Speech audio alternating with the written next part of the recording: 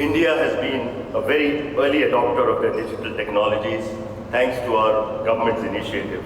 And India's government is a pioneer of applying technology in governance and building public digital infrastructure. India is a leader in using digitally verifiable biometric identity to provide government services and achieve comprehensive surveillance. As digital technologies become entrenched in the national and both international economy, India is keen to collaborate with other digitalized countries in developing the norms and standards for governing the digital world.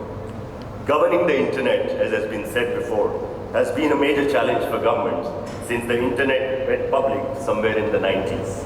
It has been built by many generations of engineers and creators, and its governance has remained largely decentralized. There has been a view that internet be treated as global commons, like the ocean and the atmosphere. But the internet has grown from a technological hobby into the backbone of society, politics, and economy. Also, the rapid growth of the internet has been accompanied with growing concentration of internet power in a small number of tech companies based in California. They run their respective parts of the internet with their own terms of use, though lately they have been forced to incorporate local laws in certain markets. Still, there is a running battle between tech companies and national governments regarding data use, hosting, ownership, and sharing. The competition for claiming responsibility for user protection is intense, as the user data is the foundation of digital business and governance models. However, the tech companies are coming around to accept that governments are expected by their citizens to arbitrate their rights and safety in the digital realm too. They are becoming more amenable to let governments have their way to the extent that their business model is not affected and disrupted. Internet has to be global, but politics has to be local. National firewalls by all countries would leave the world with glorified intranets. Therefore, ways have to be found to reconcile national sovereignty and Internet's global reach. The session in digital public infrastructure offered important insights into making technology universal. The COVID experience highlighted the necessity of universal access to digital work, commerce, and services. When citizens' rights and lives depend on digital connectivity and services, the essential digital infrastructure and facilities cannot be left to the market forces alone. Then there is also the issue of interoperability of different private platforms and technology.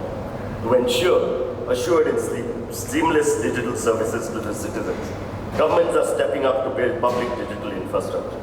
India's unified payment interface has become the totem of DPI, as it has integrated and standardized digital payments services offered by scores of companies, which has made digital payments almost nearly universal in this country.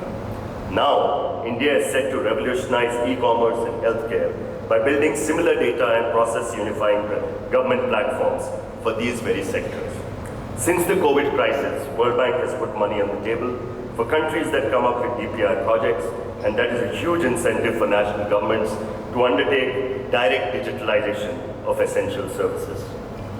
Even as governments strive to get a grip on the internet economy and digital infrastructure, they are further challenged by revolutionary advances in digital technologies and applications. The rapidly growing computing power and exponential acceleration of data transfers.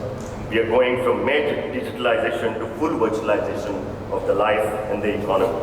Extended reality and metaverse technologies are making it possible to have alternate, parallel existence away from the current reach of the state. Metaverses are practically privately created and run universes with their own economy, society, laws, and regulations. Yet, these virtual realms must intersect with the real one to have meaning and value for the users in the physical world.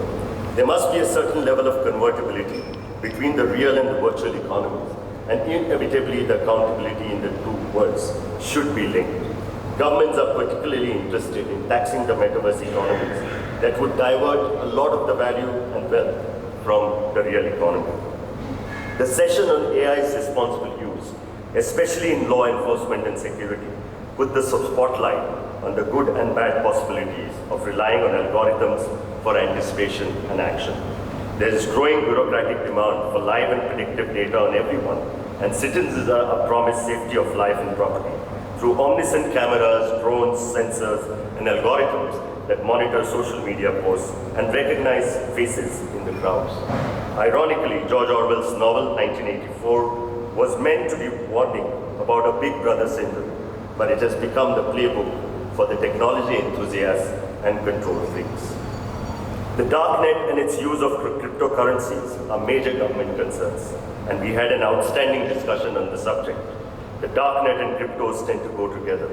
The darknet thrives on anonymity of hosts, users, transactions, and money transfers. The anonymity of crypto transfers sometimes helps the political dissenters receive funding, but it is mostly used for transactions at marketplaces for prohibited things such as weapons, narcotics, malware, stolen identities and data, counterfeit currency, etc.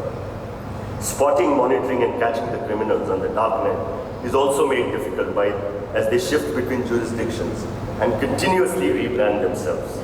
Following the money is the most effective way to catch them, and that requires an effective regulation of cryptocurrencies around the world. To connect the dots and act fast, enough and far enough, national governments need to coordinate their regulation and monitoring of crypto exchanges, digital wallets, and virtual assets.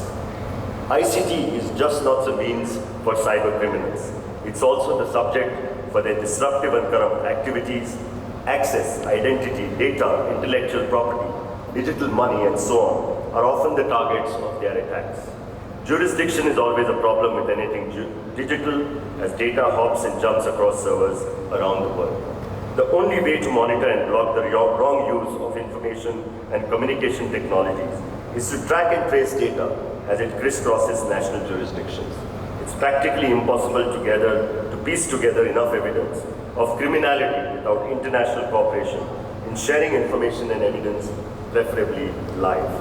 That actually requires national laws that enable ownership of the data generated and stored in national jurisdiction, and laws that permit allowing foreigners access to citizens' data.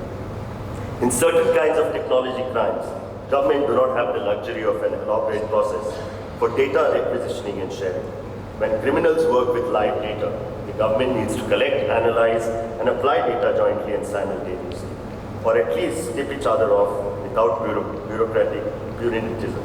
The existing patchwork of international cooperation in digital intelligence and evidence sharing need to be made seamless, and conventional mutual legal assistance treaties need to be upgraded for the digital age. It has been a privilege being a part of this extraordinary conference, and I'm confident that all of us have found new bits of knowledge and sharing and know-how to see the digital world with a greater clarity.